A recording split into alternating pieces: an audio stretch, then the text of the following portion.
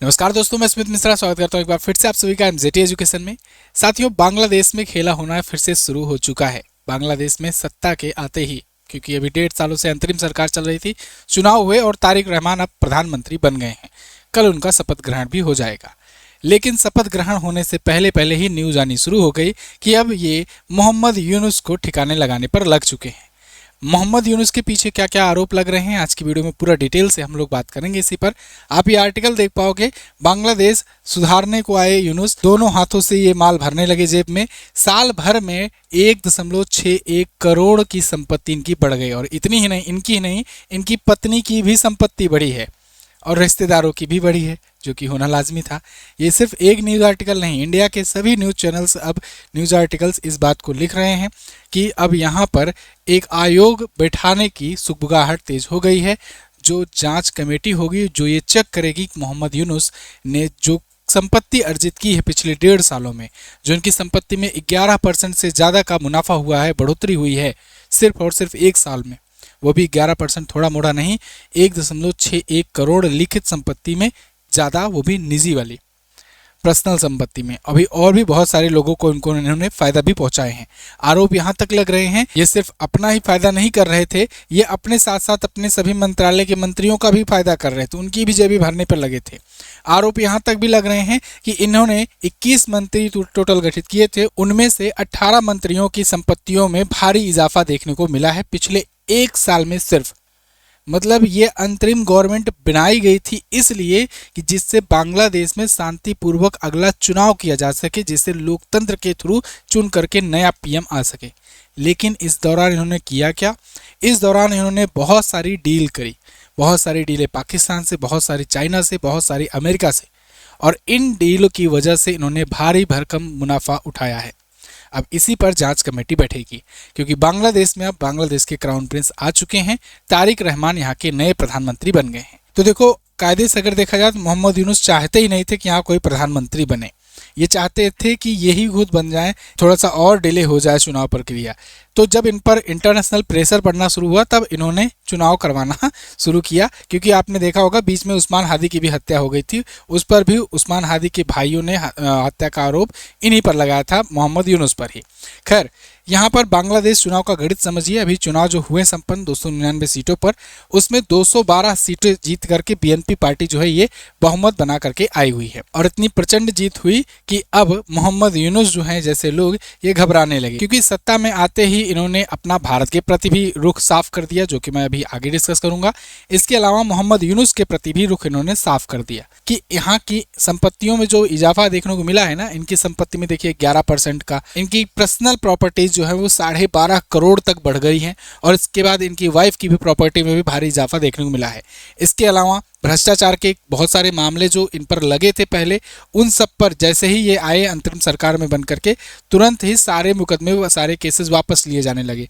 तो वो भी अब सवालों के घेरे में है कि उन सब पर अभी जो सुनवाई चलनी थी, वो सब जो टाल दिया गया, केस वापस ले लिए गए, उन सब पर भी हो सकता है फाइलें दोबारा खुल जाए। और ये बांग्लादेश का इतिहास रहा है कि कोई भी एक पार्टी आती है तो दूसरे पार्टी को बिल्कुल उस पर ना जाने कौन कौन सा केस लगा देगी, हर प्रकार का केस लगा देगी। और जैसे ही वो वाली पार्टी लौट कर आएगी, वैसे ही वो अपने आप को पाक साफ कर लेगी और फिर वो अपोजिट वाली पार्टी के खिलाफ सारे मामले लगाना शुरू कर देगी, चाहे वो भ्रष्टाचार के हों, चाहे वो जेनोसाइड के हों, ऐसे तमाम प्रकार के मामले दर्ज करना शुरू कर देती है। अब तक ये बात होती थी बीएनपी और आवामी लीग के बीच में, यानी शेख हसीना और खालिदा जिया के बीच में। अब यही सेम चीजें होने लगी हैं मोहम्मद यूनुस के और बीएनपी के बीच में। न्यूज ये आ रही है कि बीएनपी जांच कमेटी बैठा सकती है। इनके एक और मंत्री आवास मंत्री थे आदिलुर रहमान, और इनकी प्रॉपर्टी में 1.23 करोड़ टका की वृद्धि देखने को मिली है। तो ऐसे में अब 18 मंत्री जो हैं, जो कमाए हुए हैं खूब, इनकी संपत्तियां जांच होगी। एक और मंत्री हैं, आईटी मंत्री जो इनके थे, जब इनको पता चला कि अब हम चुनाव हार रहे हैं, बीएनपी आ गई है, तो ये तुरंत ही फिर से विदेश निकल लिए, जहां से आए थे। ये नीदरलैंड्स में रहते हैं अपने परिवार के साथ।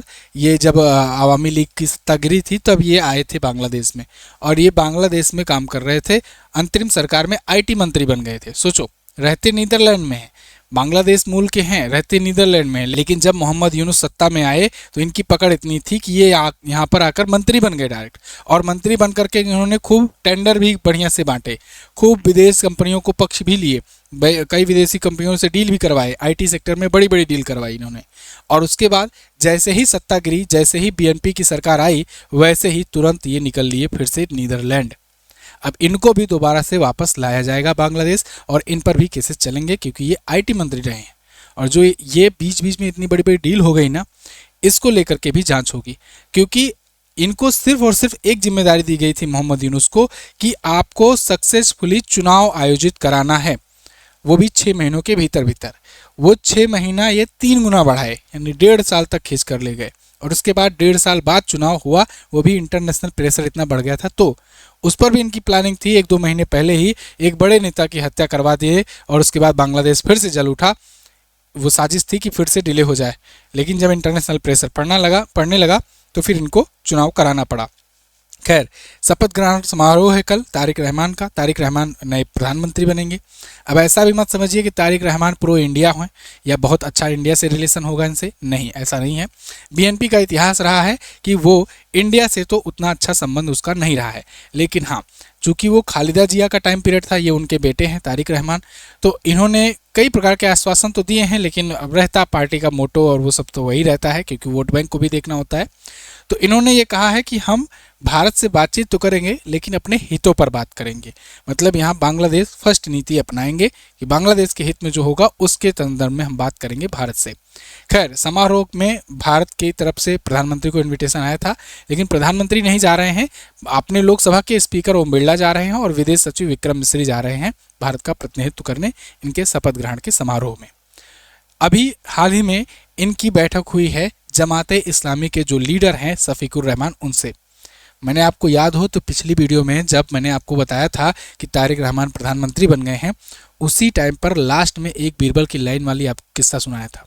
वो बीरबल की लाइन वाले किस्से में मैंने आपको बताया था ना कि चूंकि बीएनपी पर ठप्पा ये लगा है कि ये एंटी इंडिया है और प्रो पाकिस्तान है, तो इन्होंने क्या किया था, एक नई पार्टी जो शफीकुर रहमान की है, जमाते इस्लामी नाम के, इसको इस प्रकार से इस चुनाव में संदर्भित किया गया कि ये बहुत ही ज़्यादा कट्टर इस्लामी पार्टी है और बहुत ही ज़्यादा प्रो पाकिस्तानी पार्टी है। इसको इसलिए किया गया जिससे ये वाली तस्वीर थोड़ी सी इनकी धुंधली हो जाए, मतलब ये वाली छवि इनकी कम हो जाए और ये ज़्यादा सीटें जीत पाएँ। इसका नतीजा तुरंत ही देखने को मिला। जैसे ही ये बनते हैं प्रधानमंत्री, देखिए 1-2 दिनों के बाद ही शफीकुर रहमान की पार्टी के जो लीडर हैं, वरिष्ठ लीडर हैं, वो आकर इनसे मुलाकात करते हैं और ये कहते हैं कि हम समर्थन दे रहे हैं कि आप आराम से सरकार चलाओ, कोई दिक्कत नहीं है। जबकि ये बंदा जो है ये कट्टर इस्लामी पार्टी और कट्टर चीज़ों को लाने के लिए बात करता था पूरे चुनाव कैंपेन में, और उसके बाद फिर प्रो पाकिस्तान होने का भी दावा करता था। मतलब इसलिए कि जिससे एक प्रकार से लोगों को ये लगे, जो बाकी के हिंदू वोटर्स हैं या फिर बाकी के जो ऐसे वोटर हैं जो आवामी लीग के सपोर्टर हैं, उनको ये अच्छा लगने लगा, क्योंकि आवामी लीग पर उन्होंने बैन लगा रखा है शेख हसीना वाली पार्टी पर, तो उन्होंने भी इनको वोट दिया और इस वजह से 212 प्लस सीटें इनकी आई। खैर, जब वहाँ के बीएनपी के लीडर से पूछा गया, एक हिंदू नेता हैं, उनसे पूछा गया इंटरव्यू में कि बताओ भारत से रिलेशन कैसे देखते हो तुम्हारी पार्टी का क्या एजेंडा रहेगा भारत से रिलेशन को लेकर के। तो इन्होंने कहा है कि हम भारत के साथ बराबरी के संबंध चाहते हैं, यही हमारी और आवामी लीग की सोच में फ़र्क है।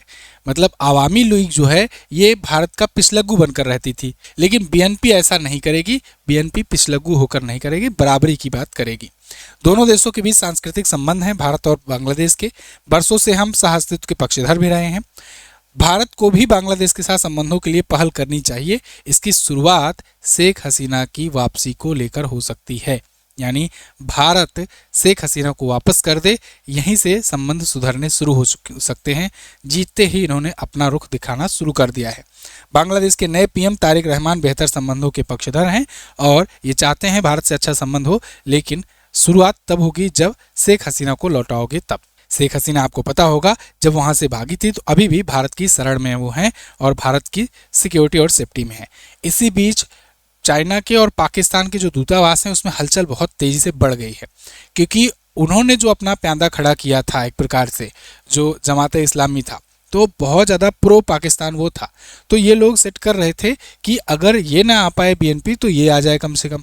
लेकिन जब जमाते इस्लामी नहीं आई है तो अब ये लगे हुए हैं बीएनपी से अपना रिलेशन सुधारने को लेकर के, कि बीएनपी से थोड़ा सा कांटेक्ट और बढ़ाया जाए। हालांकि बीएनपी से ऐसा नहीं है कि बीएनपी से इनकी कोई दुश्मनी, बीएनपी भी पूर्व पाकिस्तानी है, लेकिन अब अफरा तफरी यहाँ पर बहुत तेजी से बढ़ गई है।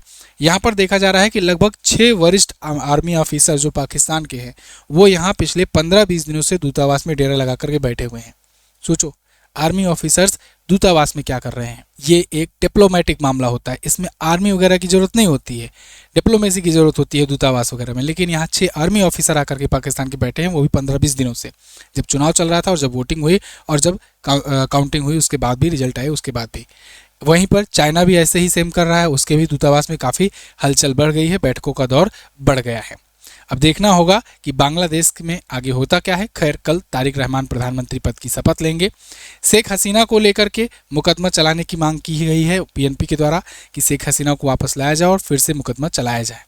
हालांकि ये इतना आसानी से हो जाए जब तक बिना किसी लिखित दस्तावेज के या फिर कोई ऐसा बड़ा लीडर ना अनाउंस करे खुले मंचों से कि हाँ शेख हसीना को लाएंगे तो उसके बाद फिर से मुकदमा चलाएंगे, तब तक शेख हसीना को वापस भेजना सही नहीं होगा, क्योंकि ये वही बांग्लादेश है जिसने फांसी की सज़ा ऑलरेडी इनको सुना रखी है, और ये वही बांग्लादेश है जिसने इनके पिता और इनके परिवार वालों की भी निर्मम हत्याएं की हैं। ये वही बीएनपी पार्टी है। खैर, आगे जो भी कोई अपडेट आती है मैं आपको बताऊंगा। जाने से पहले एक ज़रूरी बात, देखिए ब्रह्मास्त्र करंट अफेयर को लेकर के मैंने कल महाशिवरात्रि ऑफर दिया था, तो इस ऑफर के तहत ये ई बुक पहली बार 49 में किया गया, और ये भी सिर्फ और सिर्फ आज रात 12 बजे तक है। तो जिनको जिनको ब्रह्मास्त्र ई बुक लेना है, जो भी नहीं ले पाए थे 99 रुपये होने की वजह से, आज और आखिरी कुछ घंटे बचे हैं, इसका आप फ़ायदा उठाइए। मात्र 49 में ये ई बुक लीजिए महादेव कूपन कोड यूज़ करके। महाशिवरात्रि का ऑफर था, आज एंड हो जाएगा। MJT ऐप पर जाना, बेस्ट ई बुक सेक्शन में जाना, वहाँ पर मिल जाएगा। जो लोग यहाँ से नहीं ढूंढ पा रहे हैं उनके लिए व्हाट्सएप नंबर भी है, इस पर व्हाट्सएप कीजिए और पूछिए कैसे हम इस ई बुक को ले सकते हैं। तो इस नंबर पर व्हाट्सएप कर सकते हैं आप। थैंक यू सो मच, मिलेंगे अगली क्लास में, तब तक के लिए नमस्कार, जय हिंद, वंदे मातरम।